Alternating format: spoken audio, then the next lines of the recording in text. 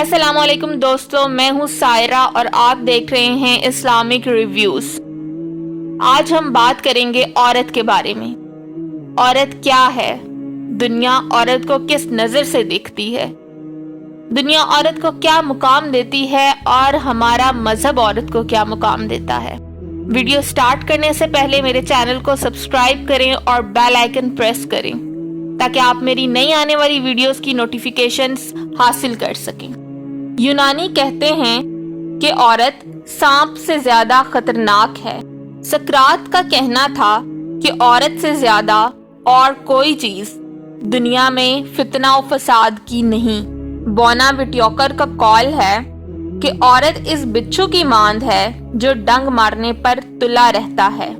یوحنا کا قول ہے کہ عورت شر کی بیٹی ہے اور امن و سلامتی کی دشمن ہے۔ رومن کیتھولک فرقہ کی تعلیمات کی روح سے عورت کلام مقدس کو چھو نہیں سکتی اور عورت کو گرجا گھر میں داخل ہونے کی اجازت نہیں۔ عیسائیوں کی سب سے بڑی حکومت رومت الکبریٰ میں عورتوں کی حالت لونڈیوں سے بدتر تھی۔ ان سے جانوروں کی طرح کام لیا جاتا تھا۔ یورپ کی بہادر ترین عورت جو جان آف آرک تھیں، ان کو زندہ جلا دیا گیا۔ دور جہالت کے عربوں میں عورت کو اشعار میں خوب رسوا کیا جاتا تھا، ان کا مذاق بنایا جاتا تھا اور لڑکیوں کے پیدا ہونے پر ان کو زندہ دفن کر دیا جاتا تھا۔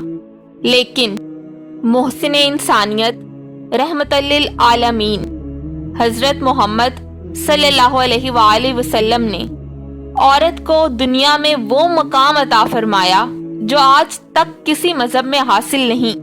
اب اگر عورت ماں ہے تو اس کے پاؤں کے نیچے جنت، بیٹی ہے تو بخشش کا ذریعہ، بیوی ہے تو ایمان کی تکمیل کا ذریعہ، بہن ہے تو غیرت کا ذریعہ۔ یہ مقام صرف اور صرف دنیا میں ہی نہیں بلکہ عورت کو آخرت میں بھی عطا فرمایا۔ دوستو، اگر آپ کو میری ویڈیو پسند آئی ہو تو میری ویڈیو کو لائک کریں اور کامنٹ سیکشن میں اپنی رائے کا اظہار ضرور کریں۔ میرے چینل کو سبسکرائب کرنا نہ بھولیں۔ ملتے ہیں اگلی ویڈیو کے ساتھ، تب تک کے لیے اجازت دیجیے۔ اللہ حافظ۔